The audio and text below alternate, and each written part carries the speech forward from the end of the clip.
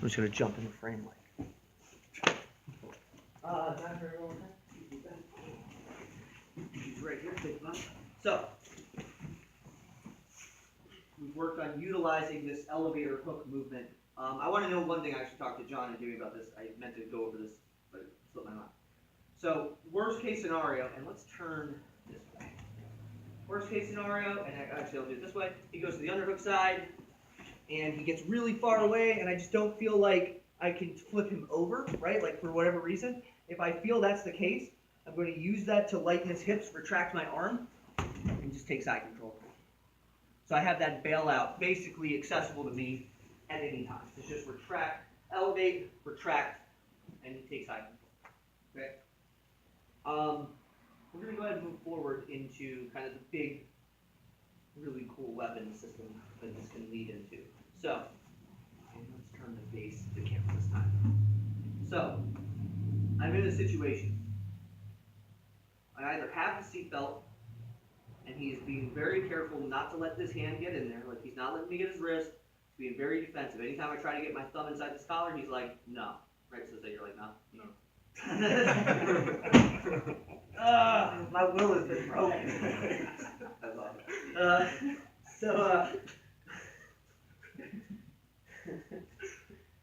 I don't even know. I should stop. That's it.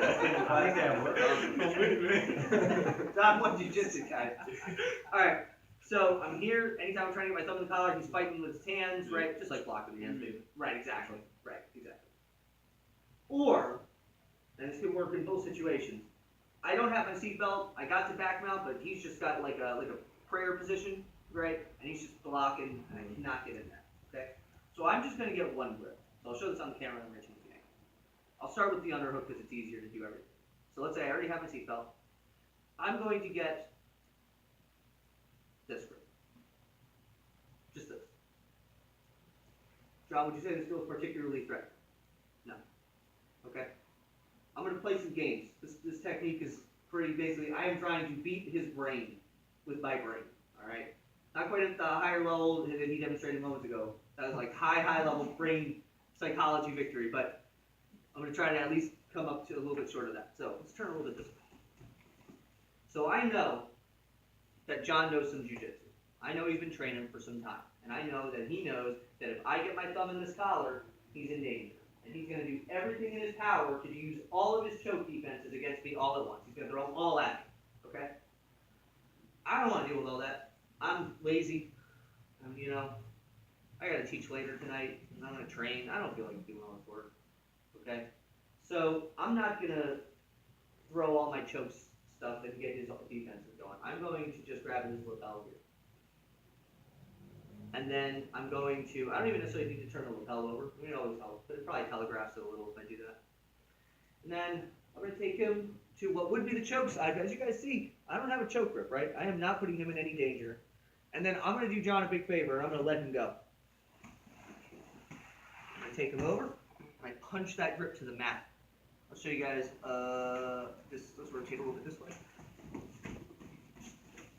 So elevated him over, and I'm punching this grip to the mat. Then I'm going to feed it. From here, I'm working for the blade of the hand. Knee slides up.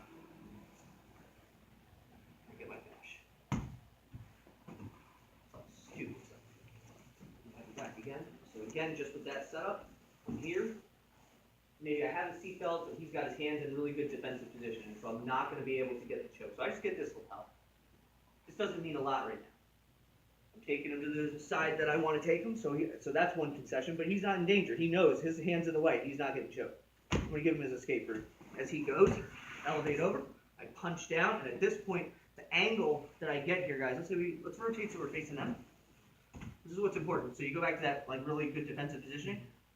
When I'm right behind him, this really good defensive positioning really blocks me from getting my thumb in the collar.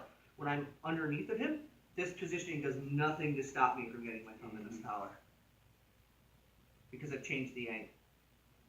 From here, he just put that wrist right where I needed it. Thank you. My knee slides under his head. Step up, sit back, go over, get my choke. I can also do this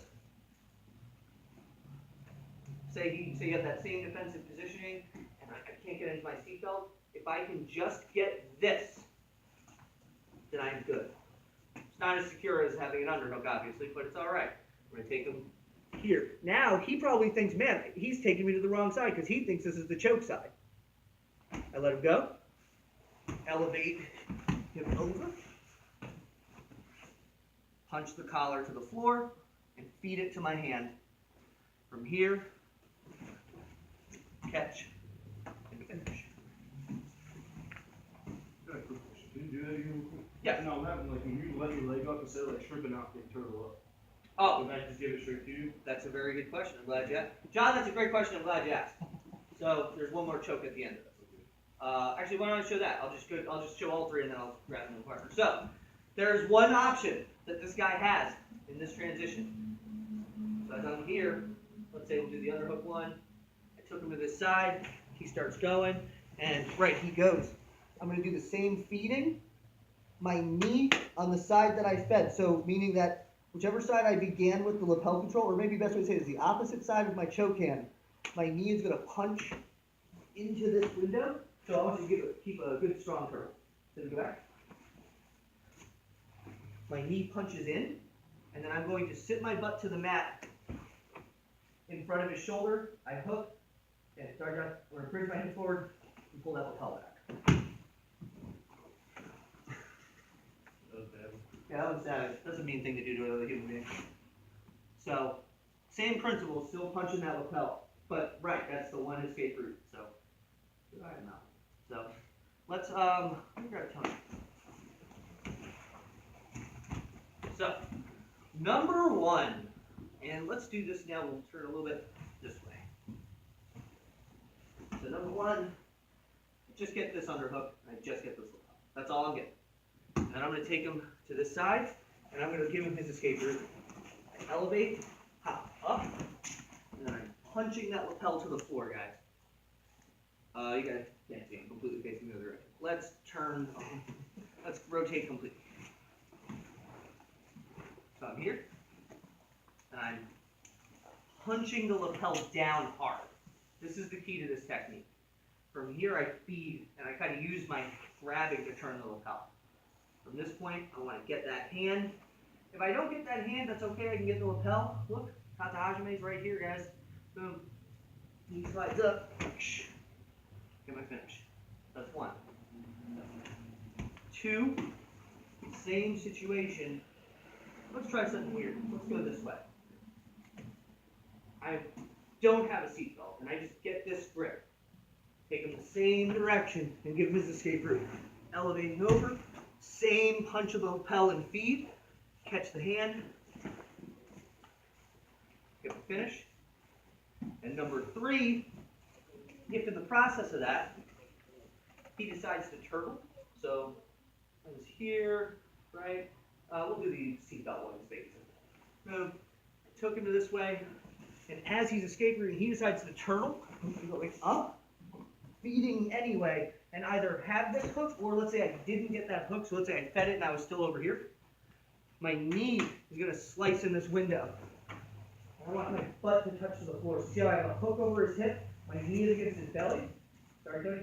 I'm going to bridge my hip hard forward and retract this grip back for the choke.